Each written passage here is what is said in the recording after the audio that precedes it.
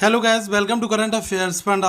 आपको बताना चाहूँगा कि एलआईसी भारत की सबसे बड़ी बीमा कंपनी है और यहाँ नौकरी को बहुत सम्मान और स्थिरता मिलती है। तो काफ़ी लोग पूछ रहे थे कि क्या एलआईसी एओ में सैलरी स्ट्रक्चर कैसा रहता है, क्या कंपोनेंट होते हैं।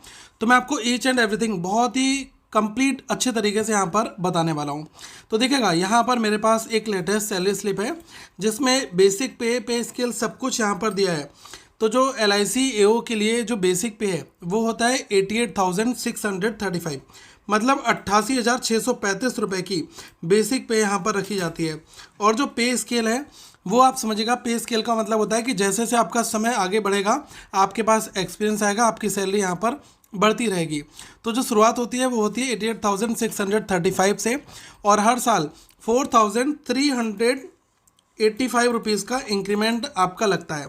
और ये जो इंक्रीमेंट है ये लगेगा 14 बार तक, 14 टाइम्स तक। तो इससे जो सैलरी बढ़कर है वो आपकी हो जाती है 1,50,000 के आसपास में, ठीक है। और इसके बाद जो अगले लेवल पर 4,750 का, देखिएगा यहाँ पर लिखा है ना 4,750 के 4 इंक्रीमेंट यहाँ पर है। इससे जो सैलरी है वो आपकी 1,69,025 तक हो जाती है। अब आप देखिएगा कि जो ग्रोथ चार्ट है ना, उसमें यह है कि आपकी पोस्ट पर टिके रहने के साथ साथ में बेसिक सैलरी जो है वो अपने आप बढ़ती यहाँ पर रहती है। अब डीए की बात करें तो डीए क्या होता है? महंगाई भत्ता, मतलब यह बेसिक पे का एक परसेंटेज होता है। यहाँ जो डीए वो दिया गया है 15.38%, यानी करीब लगभग 13,635 रुपये डीए होता है। डीए हर 3 से 6 महीने में बदल जाता है क्योंकि महंगाई इन्फ्लेशन के ऊपर ये डिपेंड करता है।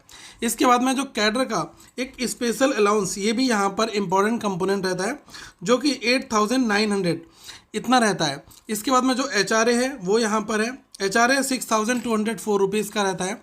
फिर हम बात करेंगे ट्रांसपोर्ट अलाउंस की, तो ट्रांसपोर्ट अलाउंसेस वो यहाँ पर 3,300 मिलते हैं।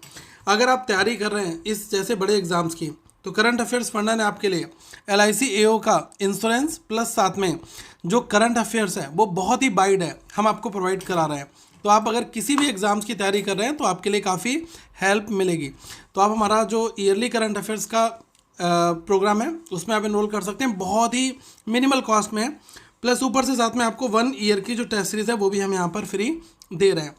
अब अगर आप ग्रॉस सैलरी देखोगे, सब कुछ ऐड कर लो, basic, DA, HRA, transport, cadre, special allowances, तो ये सब मिलाकर आपकी ग्रॉस सैलरी बन जाती है। और ग्रॉस सैलरी हमारी लगभग बनती है, अगर डिडक्शंस वगैरह के आसपास में आप कर लोगे तो 1,20,000 के आसपास में आपकी यहाँ पर बन जाती है।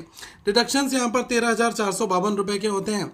तो जो इन हैंड सैलरी है वो लगभग 1,07,222 रुपये आपको मिलती है।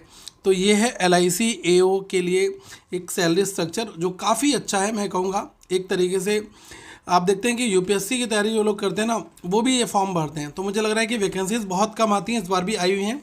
आप लोग अच्छी तैयारी करेगा, एडमिट कार्ड्स भी आउट हैं और करंट अफेयर्स फंड आपकी हर मोड पर हेल्प करेगा।